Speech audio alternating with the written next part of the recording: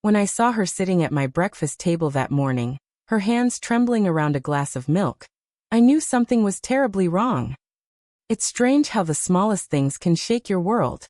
The sound of a spoon tapping against a cup, the way someone avoids your eyes. That morning, the kitchen felt colder than usual, even though the sun had already begun painting soft lines of gold across the curtains.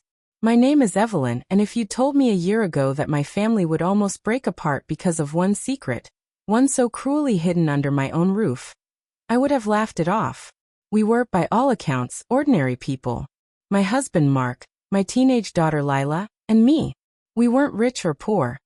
We lived in a modest two-story house with a white fence and a rose bush that Mark trimmed every Sunday. I worked part-time at the library, surrounded by quiet pages and whispers of other people's stories. Mark was an electrician, quiet, dependable, always smelling faintly of sawdust and engine oil. Lila, 17, was the heartbeat of our home. Bright, sensitive, and loud in that charming teenage way.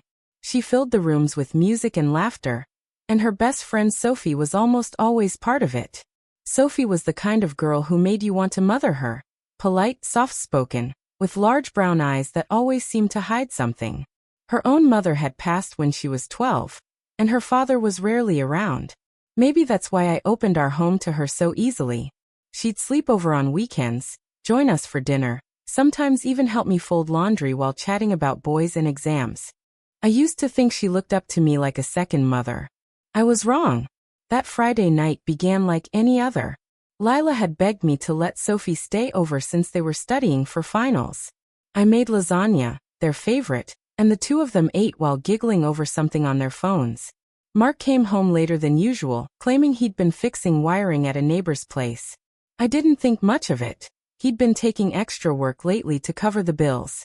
After dinner, I washed dishes while the girls set up in the living room. They had a stack of notebooks, snacks, and music playing low. Around 10, I poked my head in to say goodnight. They were whispering, but stopped when I entered. Teenagers, I told myself. Secrets were part of growing up. I kissed Lila's head and said, "Don't stay up too late." Mark was already asleep when I got to bed. His phone was face down on the nightstand, charging. I remember thinking how tired he looked lately, more withdrawn, quieter. I assumed it was work stress. How easily we explain away the quiet parts of those we love. Sometime around dawn, I woke to the sound of footsteps in the hallway. Light, hesitant ones. I thought it was one of the girls heading to the bathroom, so I drifted back to sleep. But when I came downstairs later, I saw Sophie sitting at the table alone, her head bowed. Her hair fell forward like a curtain, hiding her face. Lila was still upstairs. The kettle whistled softly on the stove as I poured hot water into a mug. I noticed Sophie's hands shaking slightly as she held the glass. Her face was pale, and she looked exhausted. "Good morning, sweetheart," I said, trying to sound cheerful. "You're up early." She nodded but didn't meet my eyes. "Didn't sleep much," she murmured. Something inside me, maybe the mother in me, wanted to comfort her. I asked if everything was all right. She nodded again too quickly. Then she winced, one hand instinctively pressing against her stomach. That's when I saw it, a slight roundness under her oversized sweatshirt. It wasn't obvious before, but now sitting in the morning light, it was impossible to ignore. I froze. My first thought was that I was mistaken. Maybe it was just the way she was sitting. But then she noticed my stare and quickly crossed her arms over her chest. "Sophie," I began, my voice softer now. "Are you?" Her eyes filled with tears before I even finished the question. She nodded. I felt my breath leave me. My knees almost gave way, and I sat down across from her. The room went silent except for the faint ticking of the clock. "How far along?" I asked quietly. "Almost 6 months," she whispered. 6 months. My mind raced, counting back the weeks, the months. All those nights she'd stayed over. All those evenings Mark had come home late. I told myself it couldn't be connected. It couldn't. I wanted to reach for her hand, but my own were trembling. "Does your father know?" She shook her head. "Does the boy know?" That's when she looked up at me, and something in her eyes broke me. It wasn't fear. It was guilt. Before she could say anything, Lila came bounding down the stairs, humming, her hair a mess. Morning. Did you guys start breakfast without me? Sophie stood abruptly, mumbling something about needing air, and rushed outside. Lila looked confused. What's wrong with her? I forced a smile I didn't feel. Maybe she didn't sleep well. But my chest was tight. I watched through the kitchen window as Sophie stood in the yard, hugging herself. Mark's car wasn't in the driveway. He'd left early again. For the rest of the morning, Sophie avoided eye contact. Lila didn't notice. She was too busy packing her school bag. When the girls left for school, I sat alone at the kitchen table, staring at Sophie's untouched breakfast. 6 months. Something didn't sit right. Not just the pregnancy, but the way Sophie looked at me. The way she couldn't say the boy's name. I tried to shake it off. Maybe I was reading too much into things. Maybe I was just paranoid. But later that day, when I went to tidy up the living room, I found something under the sofa, a folded piece of paper, a small sonogram photo. The name written on it made my hands go cold. Sophie Miller, patient contact, Mark Wilson. Mark. My husband. The edges of the photo crumpled in my shaking fingers. My heart pounded so hard it hurt. It felt like the floor disappeared beneath me. My husband. My daughter's best friend. 6 months pregnant. And I hadn't even seen it coming. I don't remember much about that afternoon. Just fragments, like someone had torn pieces out of my day and left me with the edges. I remember sitting on the couch, the sonogram photo trembling in my hand, my heart slamming against my ribs. I remember hearing the refrigerator hum, the clock ticking on the wall, a bird chirping outside. Ordinary sounds that suddenly felt too loud, too sharp. And I remember whispering to myself, "No, not Mark. Please not Mark." But denial is a fragile kind of comfort. The more I stared at that paper, the smaller my world became. 6 months. That would have been around the time Mark started coming home late, saying he'd been working overtime for a new client. That was also when Sophie began staying over more often, always seeming tired, withdrawn. My mind tried to find other explanations. Maybe he just gave her a ride home. Maybe his name was listed for another reason. But deep down I knew. I knew that paper wouldn't exist unless there was something real behind it. I felt sick. Betrayal doesn't hit all at once. It seeps in slowly, filling every corner of you until you can't breathe. I wanted to scream, to throw something, to call him right then, but I didn't. Instead, I folded the paper neatly and tucked it inside my robe pocket. I needed to think. When Mark came home that evening, I watched him like I was studying a stranger. He kissed me on the cheek, smelled faintly of engine oil and cologne. He asked about dinner, about Lila's schoolwork, about nothing that mattered. "How was work?" I asked, trying to keep my voice steady. "Busy," he said, rubbing his neck. "The client's being picky about wiring. Had to redo a whole section." I nodded, staring at him across the kitchen table. He wouldn't meet my eyes. Later, while he showered, I went through his laundry basket, something I'd never done before. There was a receipt in his jeans pocket, a gas station purchase, a chocolate bar, a bottle of water, and a small stuffed bear with the words "baby" on board. The room tilted. My legs went weak. When he came out of the bathroom, towel around his waist, humming softly, I asked, "Mark, who's the bear for?" He froze. Just a second, barely noticeable. But it was enough. "What bear?" he said too quickly. "The one from the gas station," I replied quietly. He looked at me, eyes narrowing. "You went through my things?" "I did," I said, my voice barely above a whisper. "And I found something else too." I pulled out the folded sonogram and placed it on the bed. His face drained of color. "Mark," I said, my throat tight. "Tell me she's not. Tell me it's not Sophie." For a moment he didn't say anything. He sat down on the edge of the bed, running a hand through his hair. The silence stretched so long it felt like a physical weight pressing down on me. When he finally spoke, his voice was barely audible. "I didn't mean for it to happen," he said. "The air left my lungs. So it's true." He buried his face in his hands. "It was one mistake, Eve. One stupid mistake. She came here one night when you and Lila were away at your sister's. She was upset about something at school, and I should have sent her home. But I didn't. I could barely hear him over the pounding in my ears. She's a child, Mark, I whispered. She's our daughter's best friend. He didn't look at me. I know. I stared at the man I thought I knew.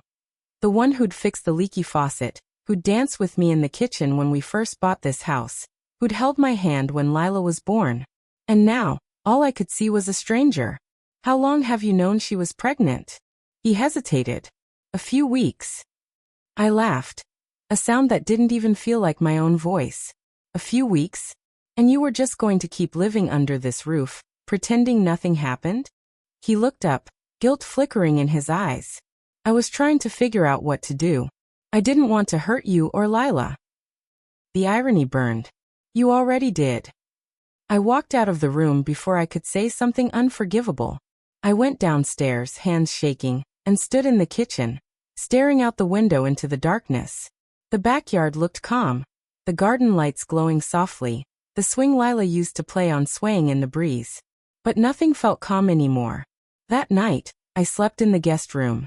Or rather, I lay awake, staring at the ceiling, listening to the creak of the house and the faint sound of Mark pacing upstairs. Every time I closed my eyes, I saw Sophie's tearful face, that sonogram, the life growing inside her.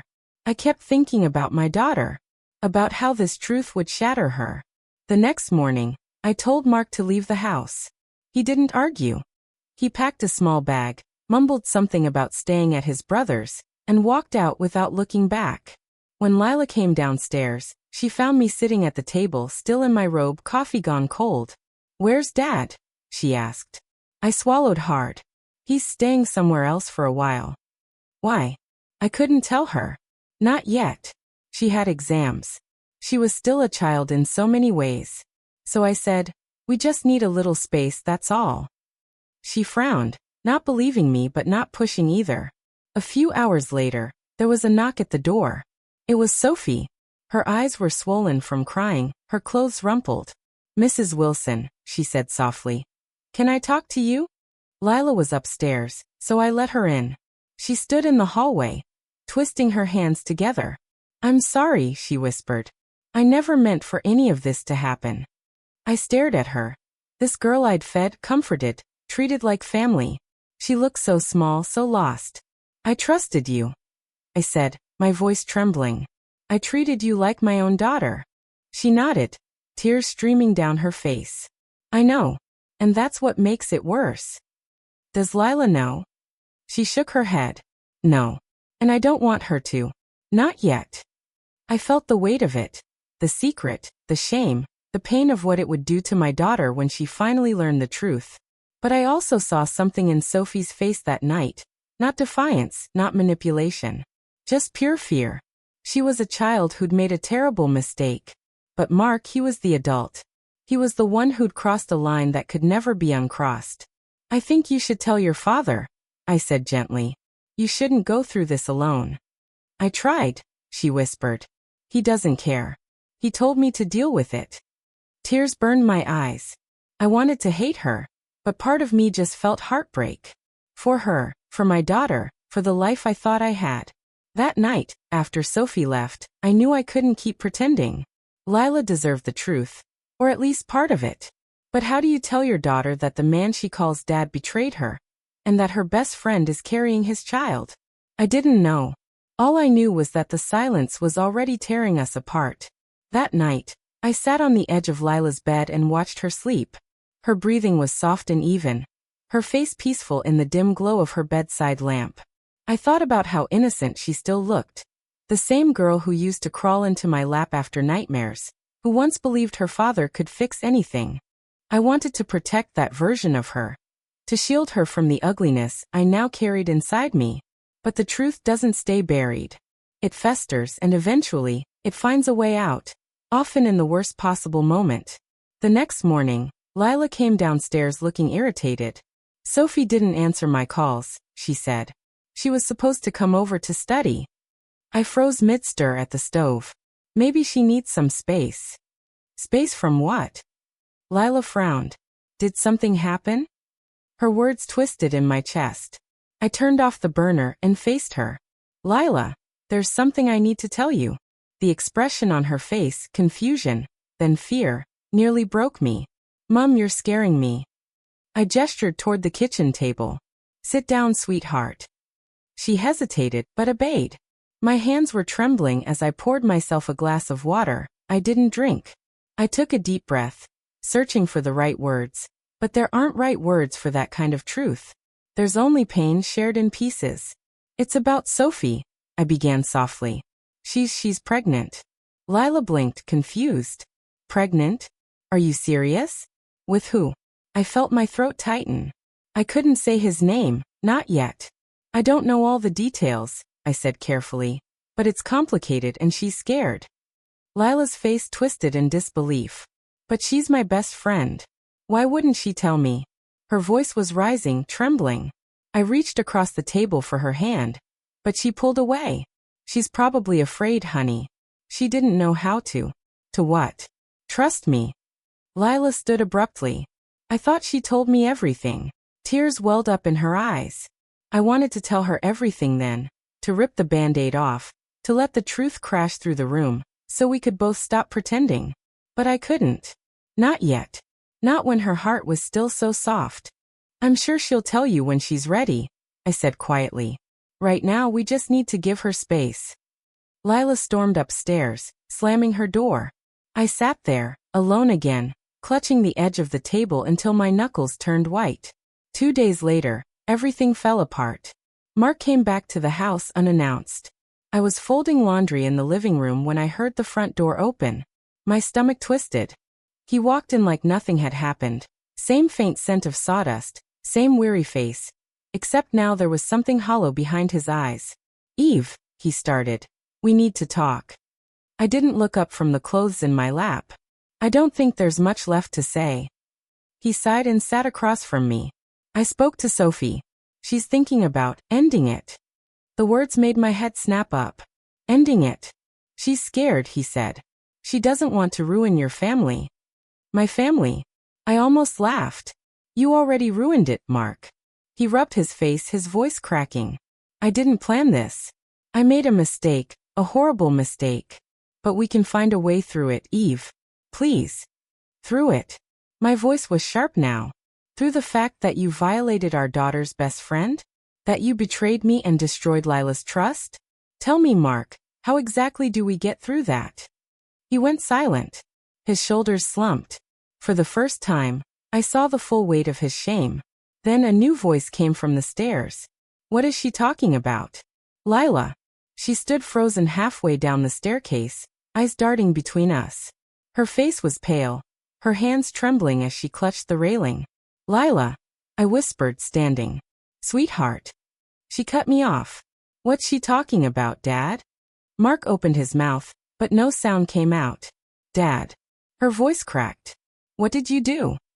When he still didn't answer, I saw the truth dawn in her eyes, slow, dawning horror turning to disbelief. She shook her head, her breath coming fast. No. No, please tell me it's not true. Lila, he started, but she backed away, tears spilling down her face. Tell me it's not true, she screamed. Tell me you didn't touch her. Mark's silence was the only answer she needed. Lila's cry echoed through the house. A sound so raw it carved itself into my chest. She ran out the front door before either of us could move. I called after her, but she was gone. Mark sank onto the couch, his head in his hands. I wanted to hate him, but in that moment, all I could feel was devastation. Not just for me, but for Lila, for Sophie, for the innocence ripped away from everyone involved. I grabbed my coat and went after my daughter. I found her at the park, sitting on the swings. The same ones she used to play on when she was little. Her shoulders were shaking, her face buried in her hands. I sat on the swing next to her, letting the chains creak softly in the wind. For a long time, neither of us spoke. Finally she whispered, How could he? I don't know, sweetheart, I said softly. I wish I had an answer. She looked up at me, her eyes red. Was she in love with him? I don't think so, I said honestly. I think she was lost, confused. He took advantage of that. She nodded slowly, staring at the ground. And you knew? I hesitated. I found out a few days ago. Lila wiped her cheeks. I wish you'd told me sooner. I was trying to protect you, I said. She gave a bitter laugh.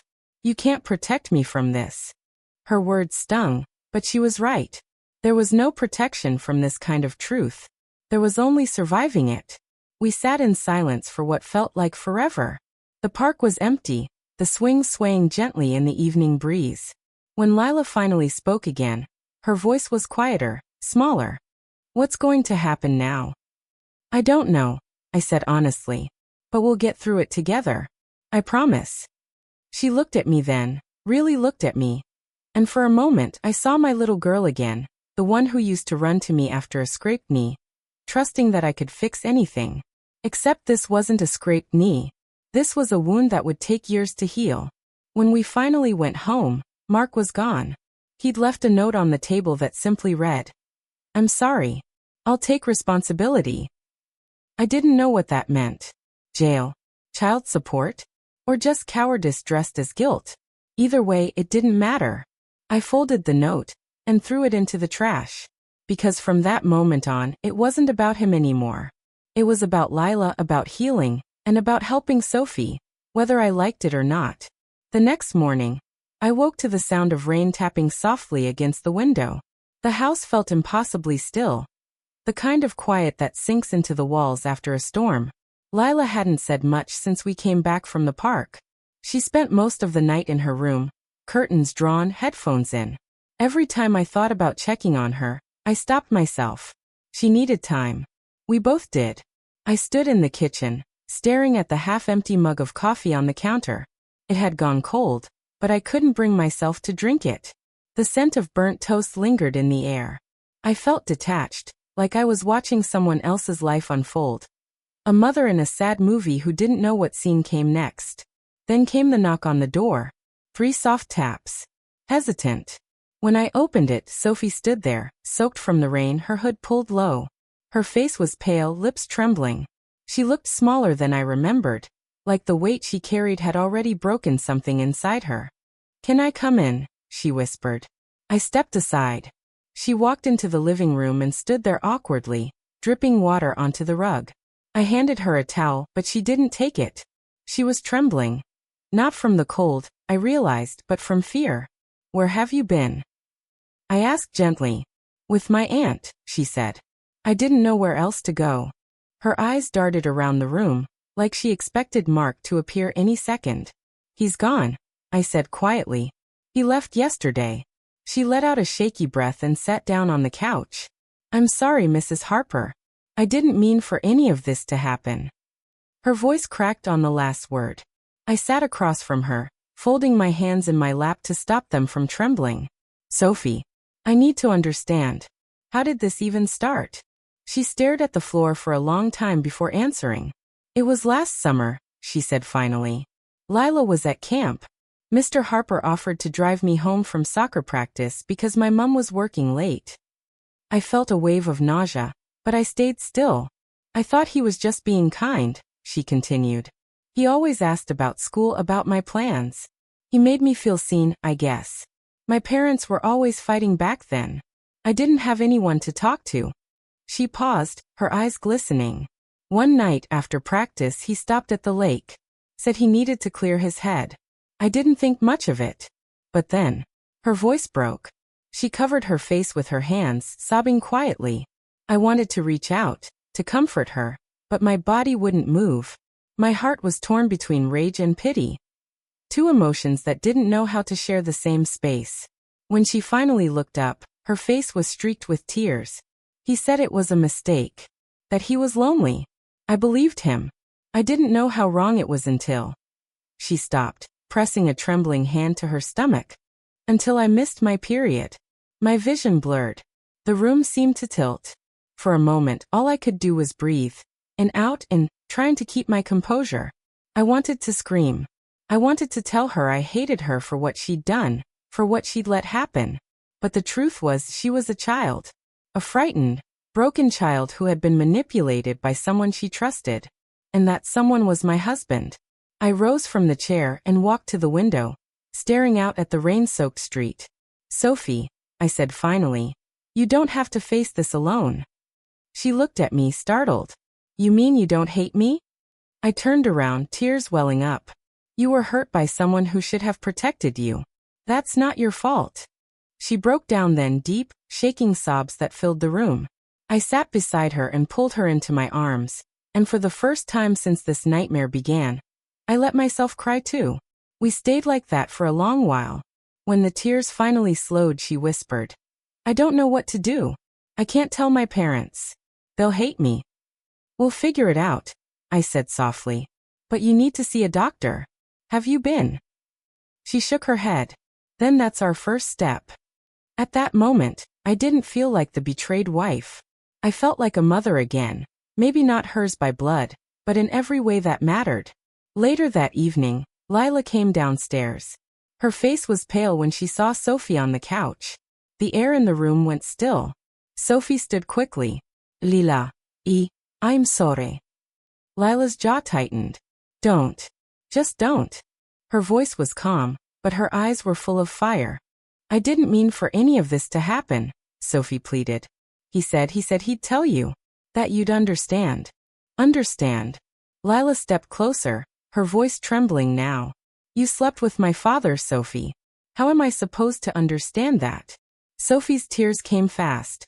I didn't know how to stop it. For a moment, Lila froze, anger colliding with confusion. Then her expression softened, just slightly. You mean he forced you? She asked quietly. Sophie hesitated, then nodded, her voice barely audible. He said it was our secret. That if I told anyone, it would destroy your family. Lila's breath caught. She turned to me, her eyes wide and wet. Mum, is that true? I nodded, fighting back tears. I think so. Lila covered her mouth, letting out a small, strangled sound. Then she walked over to Sophie and, to my surprise, pulled her into a trembling hug. They stood like that for a long time, both crying, both broken in ways they didn't fully understand. And I realized then, this was what healing looked like. Not clean or easy or fair, but messy, raw, human. When they finally pulled apart, Lila whispered, We'll figure it out. Together. Sophie nodded, tears still streaming. And in that small, painful moment, I felt something shift, a fragile kind of hope that maybe, just maybe, we could rebuild from the wreckage. That night, I lay awake listening to the soft rhythm of rain against the roof, the sound of two girls whispering in the room down the hall. For the first time in weeks, the house didn't feel haunted. It felt alive again. And I thought, maybe that's enough for now. The next morning, the rain had stopped. The air smelled fresh, like wet earth and new beginnings, but the heaviness in my chest hadn't lifted. I stood at the kitchen counter, slicing strawberries for breakfast, watching the sunlight creep across the tiled floor. I could hear the low murmur of voices upstairs, Lila and Sophie. They were laughing softly, a sound that, under any other circumstances, would have made me smile. But not today. Not yet. My hands were steady as I set the bowl down, but inside, I was boiling. Not just at Mark, though that fury burned deep and constant, but at the quiet way this house had kept his secret. The photo frame still smiled from the mantel. His jacket still hung by the door. His coffee mug still sat by the sink, as if he'd be home any minute. And I hated that. I hated that he'd taken something sacred, our family, our safety, and poisoned it with deceit. So I decided, no more silence. I started by calling the lawyer, a woman named Sandra Price, recommended by a friend from work. Her voice was firm but kind, the kind of tone that made you believe things could be fixed, even if you didn't yet know how. I need to file for divorce, I said, the words tasting foreign on my tongue. Sandra didn't ask for details right away. She just said, let's start with what you're ready to share. So I told her everything, or almost everything. I told her about the lies, the betrayal, the night he disappeared. I didn't mention Sophie at first, but when I did, my voice cracked. He took advantage of her, I said. She's a child. And now she's pregnant. There was a pause on the line, then Sandra's voice softened.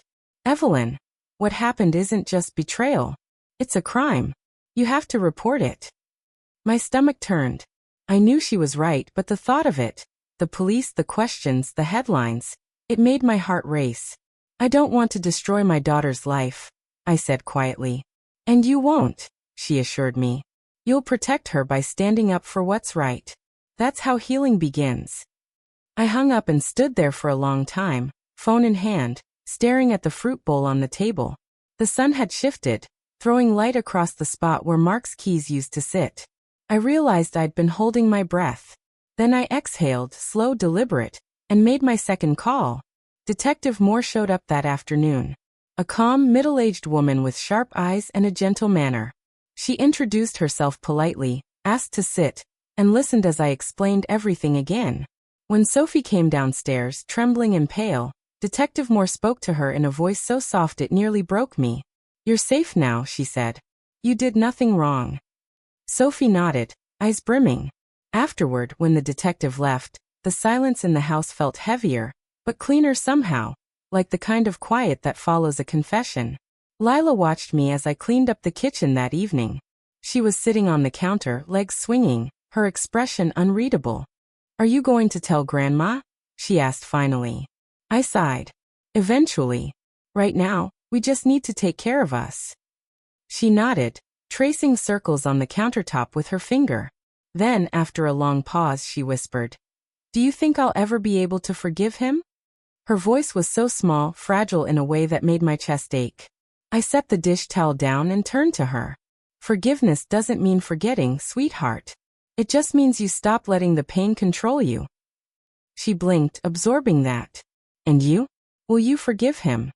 I hesitated. "One day maybe. But not for him, for me." Lila reached over and took my hand. We didn't say anything else. We didn't need to. 2 weeks passed. The house started to feel less like a crime scene, and more like a home again. Sophie stayed with us during the investigation. I made up the guest room for her, filling it with lavender-scented sheets and soft blankets. Lila helped her pick out baby names, just as 2 girls might dream about the future, if their innocence hadn't been taken so early. Some nights, I'd find them in the living room, watching old movies and laughing quietly, their heads leaning close. And every time, my heart ached with both pride and sorrow. They were rebuilding something, not the same innocence but something new, resilience. Then came the day I saw Mark again. He showed up unannounced. I was in the garden, pruning the rosebush by the fence, when I heard the crunch of tires on gravel. When I looked up, there he was, standing by his car, hands shoved in his pockets, wearing that same worn jacket I'd once loved. "Are you going to tell Grandma?" she asked finally. I sighed. "Eventually. Right now, we just need to take care of us." She nodded, tracing circles on the countertop with her finger. Then, after a long pause, she whispered, "Do you think I'll ever be able to forgive him?" Her voice was so small, fragile in a way that made my chest ache. I set the dish towel down and turned to her. "Forgiveness doesn't mean forgetting, sweetheart. It just means you stop letting the pain control you." She blinked, absorbing that. "And you? Will you forgive him?" I hesitated. "One day maybe. But not for him, for me." Lila reached over and took my hand. We didn't say anything else. We didn't need to. 2 weeks passed. The house started to feel less like a crime scene, and more like a home again. Sophie stayed with us during the investigation. I made up the guest room for her, filling it with lavender-scented sheets and soft blankets. Lila helped her pick out baby names, just as 2 girls might dream about the future, if their innocence hadn't been taken so early. Some nights, I'd find them in the living room, watching old movies and laughing quietly, their heads leaning close. And every time, my heart ached with both pride and sorrow. They were rebuilding something, not the same innocence but something new, resilience. Then came the day I saw Mark again. He showed up unannounced. I was in the garden, pruning the rosebush by the fence, when I heard the crunch of tires on gravel. When I looked up, there he was, standing by his car, hands shoved in his pockets, wearing that same worn jacket I'd once loved. "Eve," he called softly. I froze. The sound of his voice was like a ghost. He took a step closer. "Can we talk?" I straightened, setting the pruning shears down carefully. "There's nothing left to say, Mark." "I made a mistake," he said quickly. "I didn't mean for things to get." "Don't," I snapped, my voice trembling. "Don't you dare call this a mistake. You hurt her. You hurt them." He looked down, his jaw tightening. I didn't force her, he muttered. He took a step closer. Can we talk?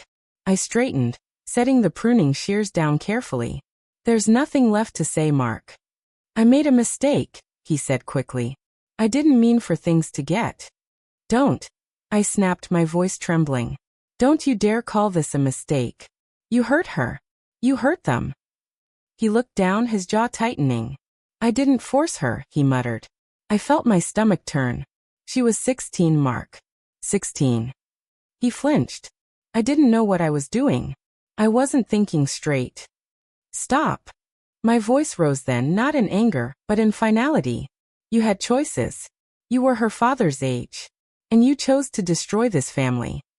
He stood there, silent, shame flickering across his face, or maybe just regret that he'd been caught. The police will be contacting you, I said quietly. You should get a lawyer. His eyes widened. You reported me? Yes, I said. Because someone had to protect her, since you didn't. He stared at me for a long moment, then turned and walked back to his car. He didn't look back. When the engine started and he drove away, I stood there, shaking, the pruning shears still in my hand. And though the roses around me were blooming bright and red, all I could smell was rain. The echo of something that had once been alive and now was gone. That night, I didn't cry. For the first time since it all began, I felt peace. Sophie was asleep upstairs. Lila had fallen asleep on the couch, her head resting on my shoulder. The television hummed softly, some late-night show neither of us was really watching. I brushed a strand of hair from Lila's face and whispered, "We're okay now, sweetheart. We're going to be okay." And for the first time in months, I actually believed it. It started with whispers. At first, it was just a few odd looks at the grocery store. A neighbor who quickly turned her cart down another aisle when she saw me.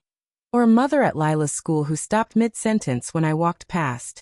But soon, the whispers turned into conversations that hushed when I entered a room.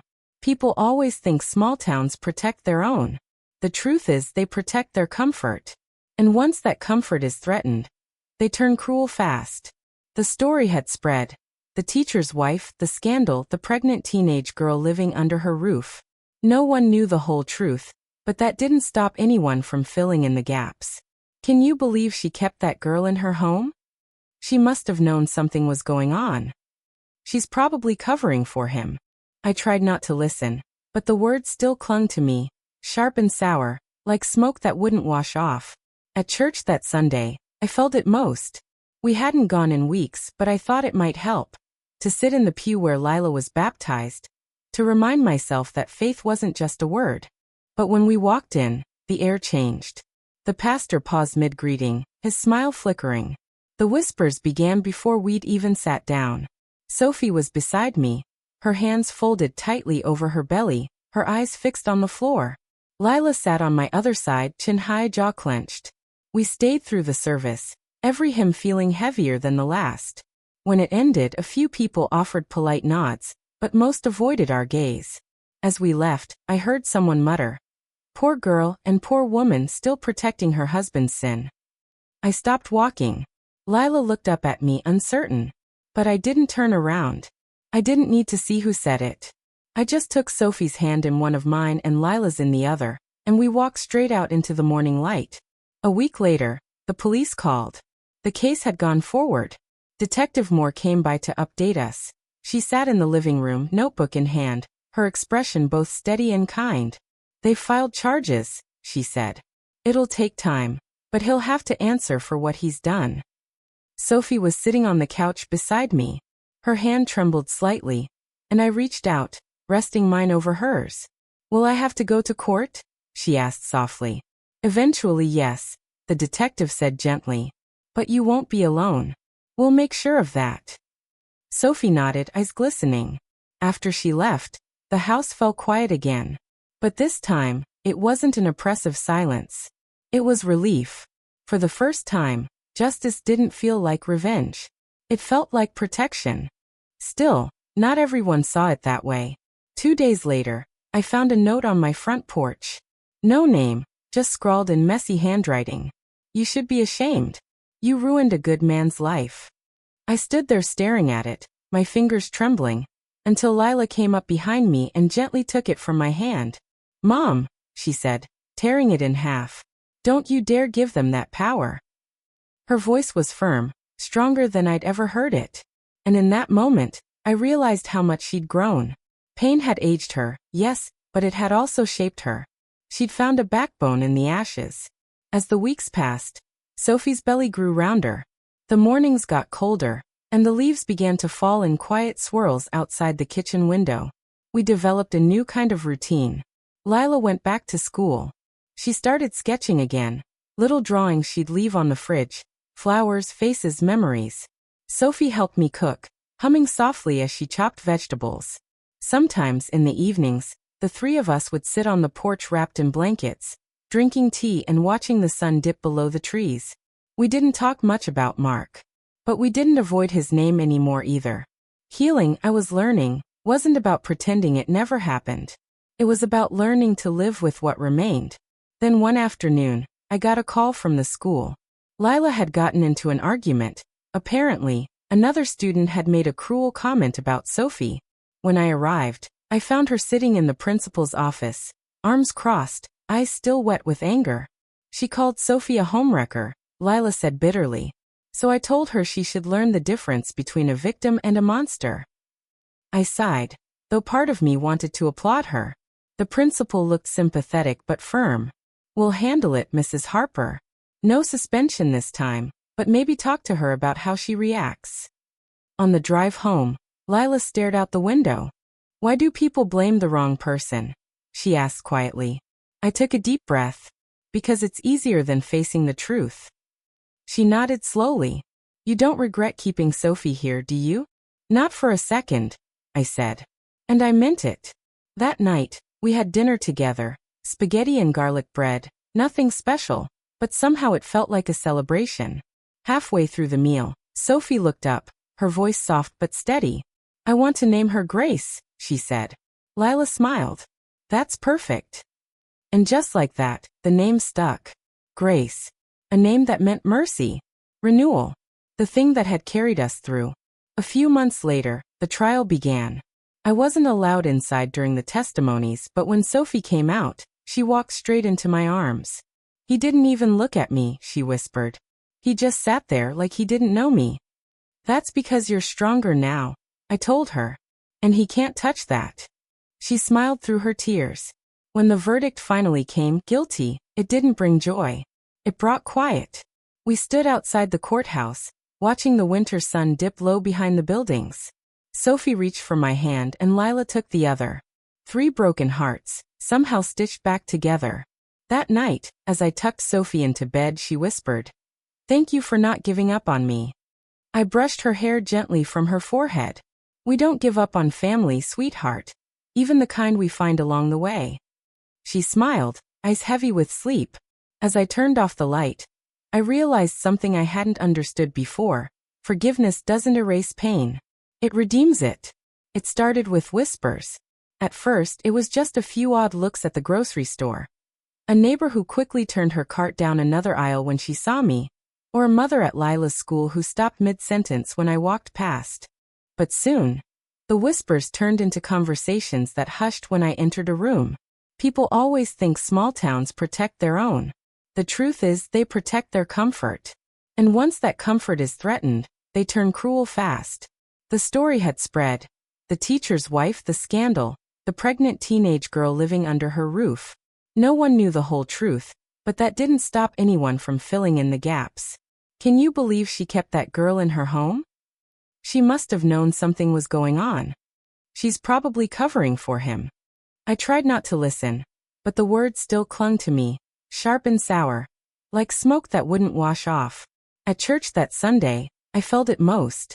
We hadn't gone in weeks, but I thought it might help. To sit in the pew where Lila was baptized, to remind myself that faith wasn't just a word. But when we walked in, the air changed. The pastor paused mid-greeting, his smile flickering. The whispers began before we'd even sat down. Sophie was beside me, her hands folded tightly over her belly, her eyes fixed on the floor. Lila sat on my other side, chin high, jaw clenched. We stayed through the service, every hymn feeling heavier than the last. When it ended, a few people offered polite nods, but most avoided our gaze. As we left, I heard someone mutter, "Poor girl and poor woman still protecting her husband's sin." I stopped walking. Lila looked up at me uncertain. But I didn't turn around. I didn't need to see who said it. I just took Sophie's hand in one of mine and Lila's in the other. And we walked straight out into the morning light. A week later, the police called. The case had gone forward. Detective Moore came by to update us. She sat in the living room, notebook in hand, her expression both steady and kind. "They've filed charges," she said. "It'll take time, but he'll have to answer for what he's done." Sophie was sitting on the couch beside me. Her hand trembled slightly, and I reached out, resting mine over hers. "Will I have to go to court?" she asked softly. "Eventually, yes," the detective said gently. "But you won't be alone. We'll make sure of that." Sophie nodded, eyes glistening. After she left, the house fell quiet again. But this time, it wasn't an oppressive silence. It was relief. For the first time, justice didn't feel like revenge. It felt like protection. Still, not everyone saw it that way. 2 days later, I found a note on my front porch. No name, just scrawled in messy handwriting. "You should be ashamed. You ruined a good man's life." I stood there staring at it, my fingers trembling, until Lila came up behind me and gently took it from my hand. "Mom," she said, tearing it in half. "Don't you dare give them that power." Her voice was firm, stronger than I'd ever heard it. And in that moment, I realized how much she'd grown. Pain had aged her, yes, but it had also shaped her. She'd found a backbone in the ashes. As the weeks passed, Sophie's belly grew rounder. The mornings got colder, and the leaves began to fall in quiet swirls outside the kitchen window. We developed a new kind of routine. Lila went back to school. She started sketching again. Little drawings she'd leave on the fridge. Flowers, faces, memories. Sophie helped me cook, humming softly as she chopped vegetables. Sometimes, in the evenings, the three of us would sit on the porch wrapped in blankets, drinking tea and watching the sun dip below the trees. We didn't talk much about Mark. But we didn't avoid his name anymore either. Healing, I was learning, wasn't about pretending it never happened. It was about learning to live with what remained. Then one afternoon, I got a call from the school. Lila had gotten into an argument. Apparently, another student had made a cruel comment about Sophie. When I arrived, I found her sitting in the principal's office, arms crossed, eyes still wet with anger. She called Sophie a homewrecker, Lila said bitterly. So I told her she should learn the difference between a victim and a monster. I sighed, though part of me wanted to applaud her. The principal looked sympathetic but firm. "We'll handle it, Mrs. Harper. No suspension this time, but maybe talk to her about how she reacts."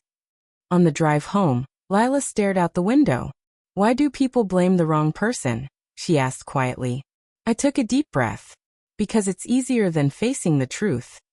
She nodded slowly. "You don't regret keeping Sophie here, do you?" "Not for a second," I said. And I meant it. That night, we had dinner together, spaghetti and garlic bread, nothing special, but somehow it felt like a celebration. Halfway through the meal, Sophie looked up, her voice soft but steady. "I want to name her Grace," she said. Lila smiled. "That's perfect." And just like that, the name stuck. Grace. A name that meant mercy. Renewal. The thing that had carried us through. A few months later, the trial began. I wasn't allowed inside during the testimonies, but when Sophie came out, she walked straight into my arms. "He didn't even look at me," she whispered. "He just sat there like he didn't know me." "That's because you're stronger now," I told her. "And he can't touch that." She smiled through her tears. When the verdict finally came, guilty, it didn't bring joy. It brought quiet. We stood outside the courthouse, watching the winter sun dip low behind the buildings. Sophie reached for my hand, and Lila took the other. 3 broken hearts, somehow stitched back together. That night, as I tucked Sophie into bed, she whispered, "Thank you for not giving up on me." I brushed her hair gently from her forehead. "We don't give up on family, sweetheart, even the kind we find along the way." She smiled, eyes heavy with sleep. As I turned off the light, I realized something I hadn't understood before. Forgiveness doesn't erase pain. It redeems it.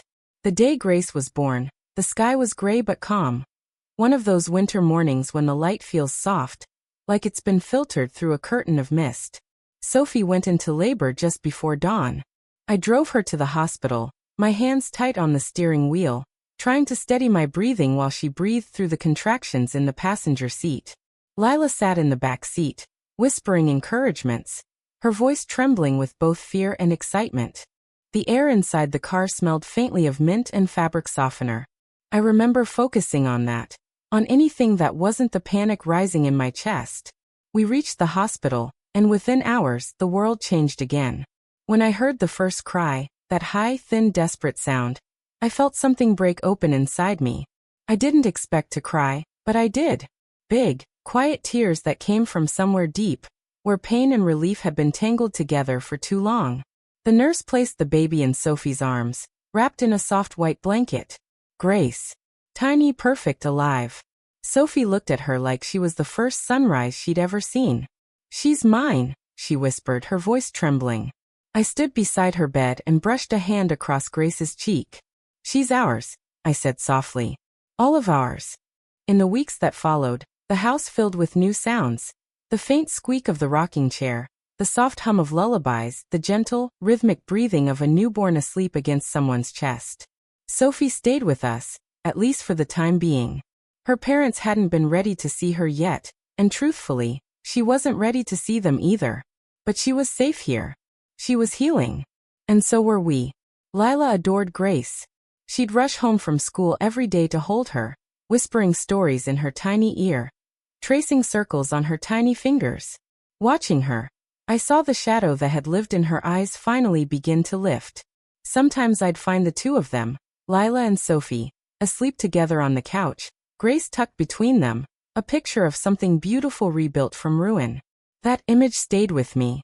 The trial's aftermath faded slowly from public conversation. The people who'd once whispered about us found new things to gossip about, as small towns always do. Some offered apologies, some pretended nothing had ever happened. I didn't hold grudges. I didn't have the energy for that anymore. I learned that forgiveness isn't a moment. It's a process, a quiet choice made again and again.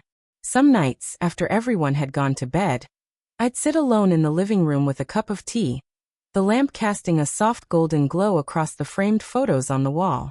One of them, the last picture of us before everything broke, showed Mark with his arm around Lila at her 15th birthday.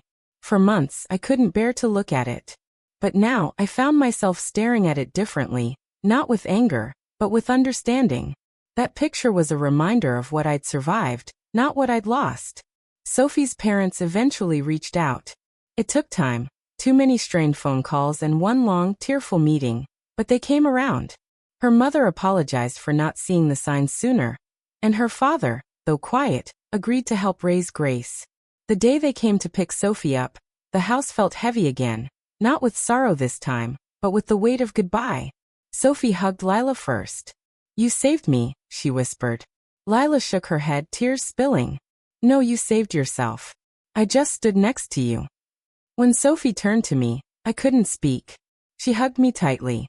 "You were the first person who didn't look at me like I was broken," she said. "I'll never forget that." I held her for a long time. "You weren't broken, sweetheart.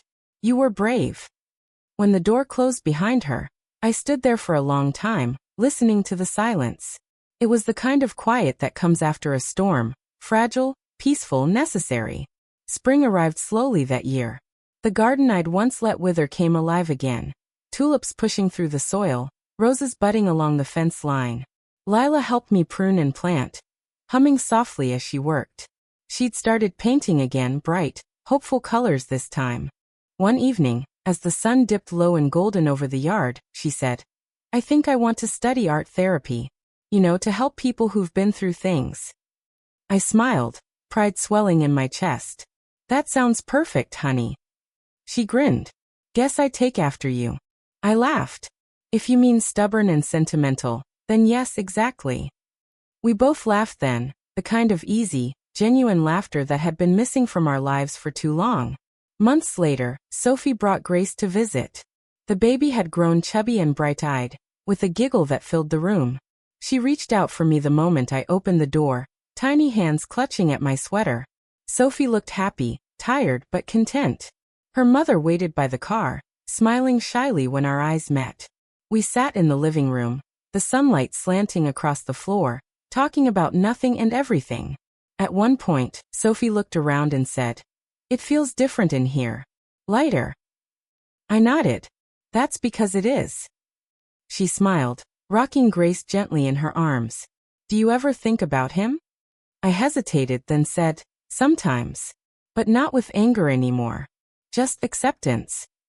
She nodded, understanding. Grace let out a little yawn, and Sophie chuckled softly. "You know, she always calms down when she hears your voice." I smiled, stroking the baby's cheek. "That's because she knows love when she feels it." That night, after they left, I sat on the porch watching the stars. The air was cool, the crickets steady in the distance. Lila came out and sat beside me, resting her head on my shoulder.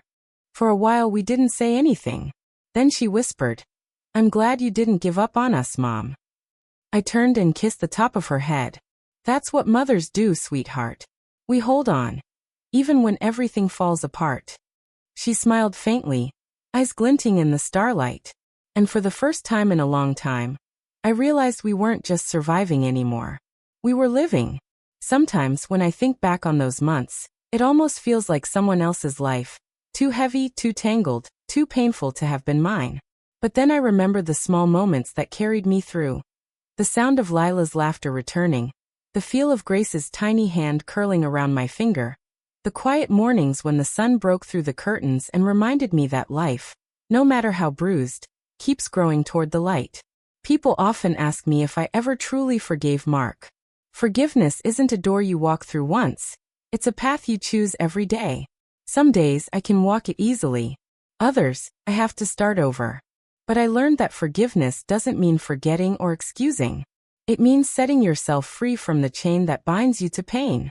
And as for Sophie, she taught me that strength doesn't always roar. Sometimes it's a whisper, a trembling, "I'll try again tomorrow." Lila and I, we still talk about that time now and then. Not to reopen the wounds, but to honor how far we've come. I once believed that betrayal destroys families. But now I know, it reveals them. It shows you who chooses to stay, who learns to listen, and who dares to rebuild even when the walls have crumbled. If you had told me that out of all that heartbreak would come this strange, fragile peace, a little girl's laughter echoing in my kitchen, my daughter smiling again, I wouldn't have believed you. But here we are. So if you're listening, and you've ever been betrayed by someone you loved, I want you to remember this. Pain changes you, yes, but it doesn't have to harden you. You can still choose compassion, still choose healing. Because sometimes the greatest act of love isn't staying, it's choosing to grow. Even when others tried to break you. Would you have done what I did? Would you have taken in the girl who carried your husband's child? Or turned her away? Tell me what your heart would have chosen, in the comments. And remember, whatever storm you're walking through tonight, dawn always comes. This was my story. Thank you for listening.